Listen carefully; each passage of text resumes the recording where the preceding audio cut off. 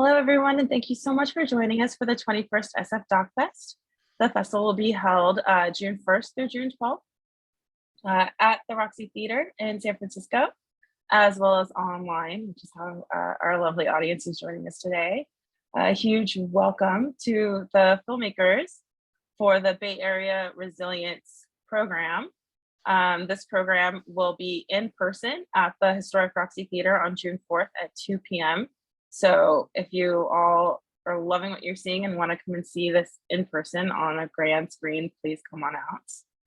I'm just going to kick things off by asking our filmmakers to introduce themselves. And Goran, I'll start off with you. Why don't you tell us who you are and which film you're here with? Yeah, my name is Goran Zanety, and I'm here on behalf of Innocence. My co-director, Skylar Glover, couldn't make it today, but he will be at the screening, so you can meet him there. Lovely, can't wait. Thank you. Arnie and Shane, welcome. Why don't you let us know who you are, what you did? Thank you. I'm Shane, and we made a short documentary about a garden project in my neighborhood called Rooted. And my name is Arnie, and I'm the co-director and co-everything with Shane. Welcome, thank you so much. Helen and Valerie, welcome. So lovely to have you join us. Hi, I'm Hélène Goupil. I'm the director and editor of The Mission, and I wanted to invite Valerie here because she's the subject of the documentary. So, thank you. Good morning. My name is Valerie Tullier-Lewa, and it's just an honor to be here to highlight what the vibrancy and resiliency of our community here called The Mission. Thank you so much. And Valerie, thank you so much for all of the work that you do and for making time to join us today. So let's just kick it off. I would love to hear kind of the genesis of your films, how you came to find your subject and get involved. And Ellen, we'll start off with you, and then Valerie will kind of kick it over to you and talk about when you met and how you agreed to participate in the project. Great. So I had been reporting in The Mission for a long time. I was actually part of a group of people that started Mission Local, which is a local news website. And I had been working with Lydia Chavez, who's the executive editor. It's going back 13 years now. And so I actually met Valerie through Lydia Chavez, and it was a kind of a group effort. It was Mimi Shakarova from Still I Rise Films, who I work with, Lydia Chavez from Mission Local, and myself. And so Lydia introduced me to Valerie, and she basically came to Mimi and I and said, you know, we should be making a film about Valerie, and that's how we met.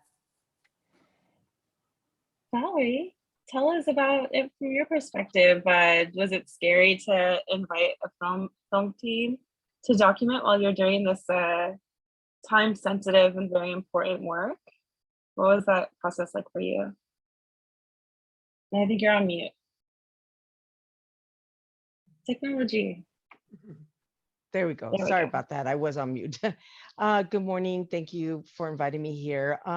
You know, I'm not a shy person, but I don't like a lot of attention put on me. But I thought this was an opportunity to share just what goes on in the mission with a group of friends who have grown up together, who are involved in other things, and how the pandemic brought us together.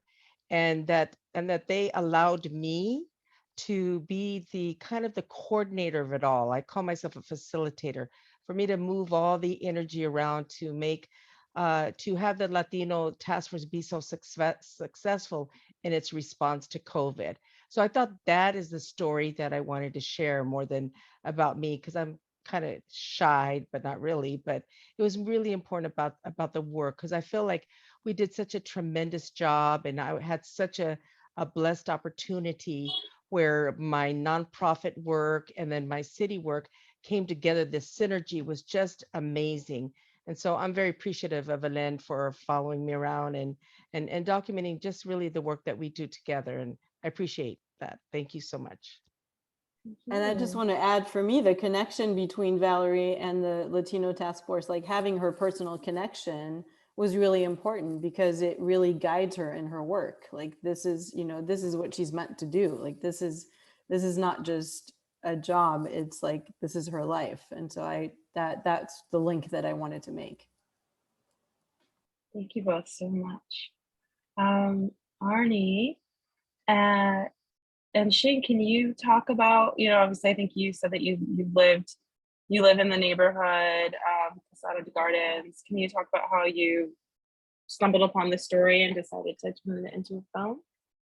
Shane's been stumbling on this story for like a good portion of his life, actually. So true. Yeah. I mean, it's really been the honor of my life to be a part of this organization, to know these founding people, Carl and Annette, who started this garden in a really underserved and neglected corner of San Francisco, and transformed what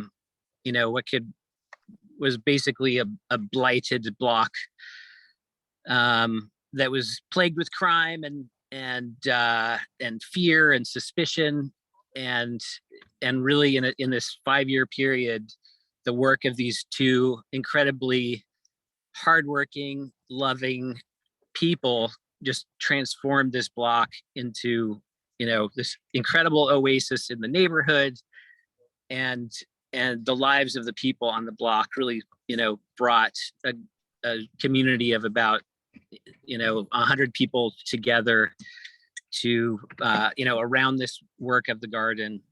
And so this was 2002 was when I started working with Carl and Annette in the garden, and so I've been shooting footage since then, but trying to make a documentary about something that you're in the middle of can be pretty complicated and difficult. So now that we've been at it for 20 years, we were able to sort of go back and tell the story of that first 5 years of the garden.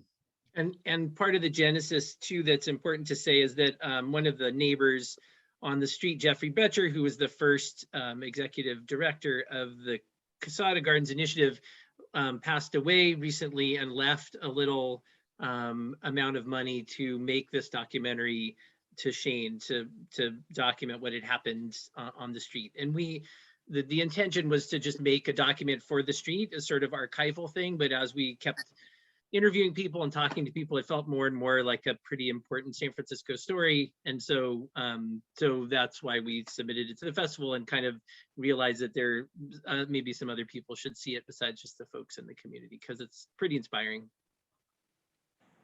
I couldn't agree more. And it's so special to get to highlight it at the Roxy Theater, which is a community-centered organization. Hi, Goran. Hi. Can you speak about your film Innocence and kind of how everything came together to start documenting? Yeah, absolutely. Skylar and I were both students at UC Berkeley Graduate School of Journalism, and we had sort of the unfortunate experience of that program being interrupted in 2020 by the pandemic. So we sort of had the luxury, I guess, as well, of focusing on whatever was happening at the time, and the George Floyd protests has sort of kicked off towards the end of the semester and into the summer, and we'd been covering most of those events in both Oakland and San Francisco. And then one thing that we both noticed is we felt that the general news reporting at the time had largely been limited to covering the size and the spectacle of the protests, and sound bites like defund the police and stuff like that, without really providing much context into what was going on, what the protesters were actually looking to do and looking to achieve. And when we started to figure out what we wanted our thesis film to be, we decided that we really wanted to focus on telling that story and speaking to the protesters and the communities to understand what they were looking to achieve. And I think that in the Bay Area, we noticed that, centered around this conversation of defund the police, there was, a demand, not just in the Bay Area, actually across the nation, of removing police from children's schools. And to a large degree, that was pretty successful in San Francisco and in Oakland. But for some reason in San Jose, the largest school district was really, just resisting and refusing to speak of even negotiate about that. So we reached out to a couple people in San Jose. I went to high school in San Jose, so I have, a lot of contacts and connections down there. And, one thing led to another. We initially met Latoya Fernandez, who, was at the center of all the activism that was going on down there.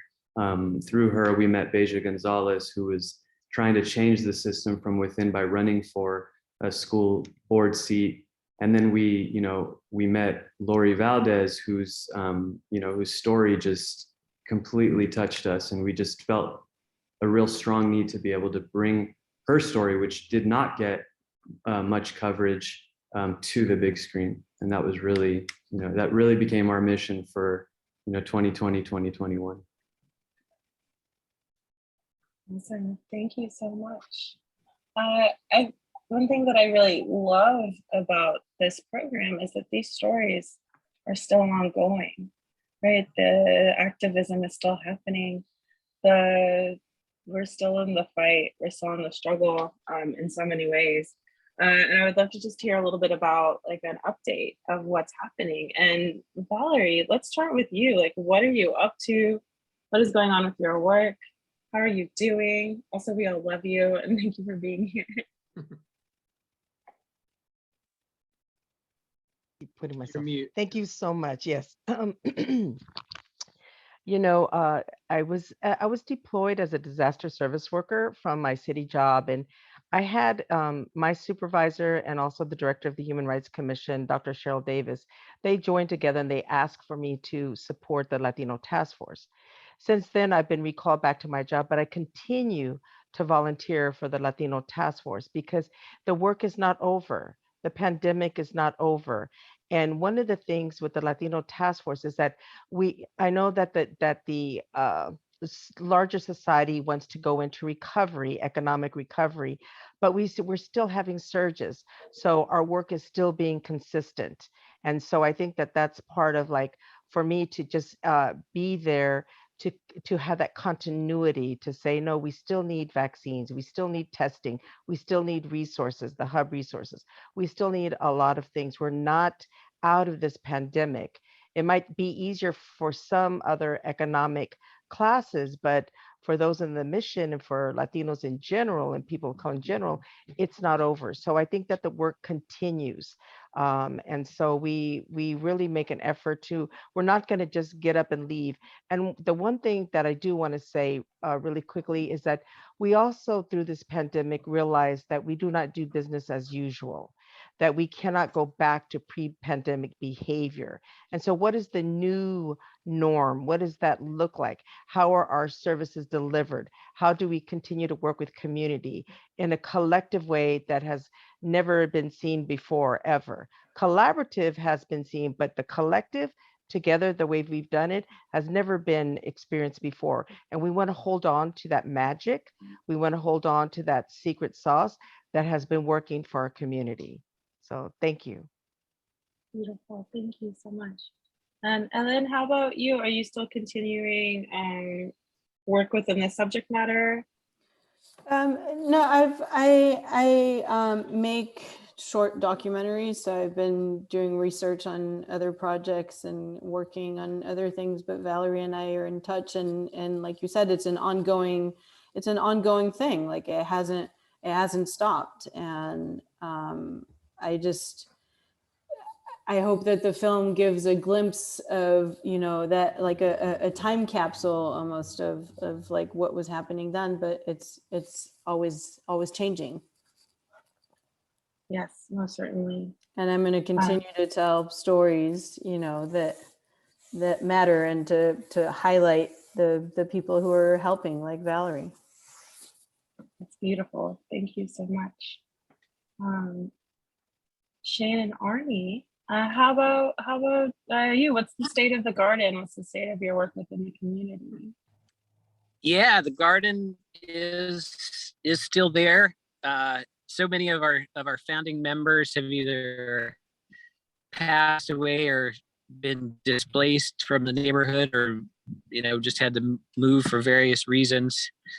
So we're left with some very, very big shoes to fill, and we are doing our best to keep the community strong and resilient and united.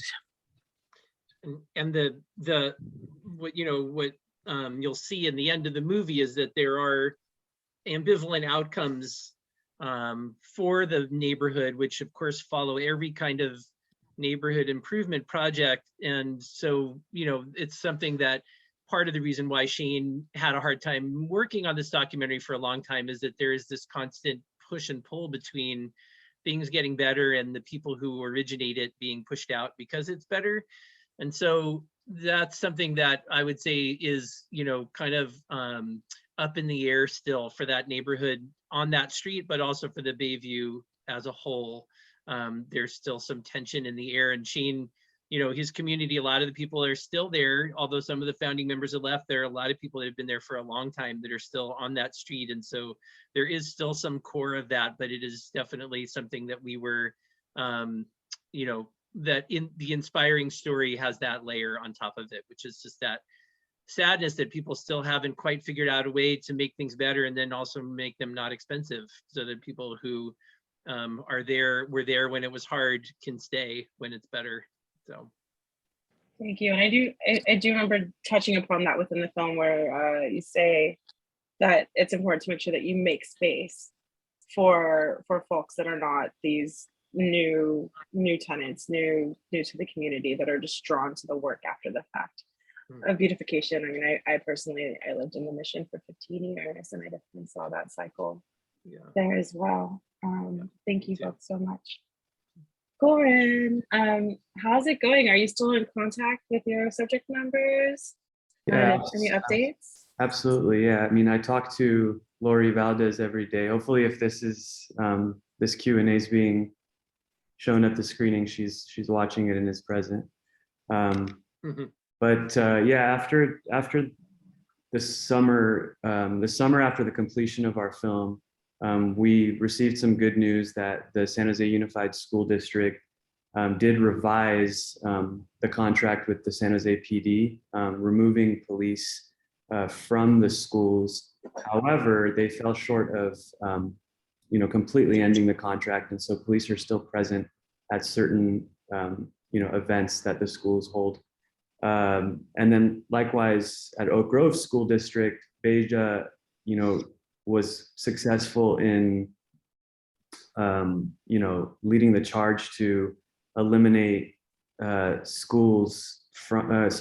police from schools, and she received a lot of heat for that. One of the fears that the community still has today is that those contracts can easily be reinstated, and the schools still haven't taken the step of implementing restorative justice and counseling programs that were actually very successful between a very short period between 2003 and 2005, when they did exist prior to budget cuts. So the community is still pushing forward. They're still, attending the school board meetings. Lori is still making sure to stay on top of the San Jose PD and making sure that they don't get away with anything. And it's an ongoing story. I don't think it's going to end anytime soon. Excuse me. Well, thank you so much for sharing that. And the struggle continues. And thank you all so much for documenting and living and fighting. So appreciative of all the work that you do. We've reached the end of our time together for our Q&A, but a huge thank you to our audience for supporting the festival and sharing these stories with us. Thank you so much. Thank you, everybody. Great work. Thank you. Love watching your movies. Thank you so much. Thank Shout you. out.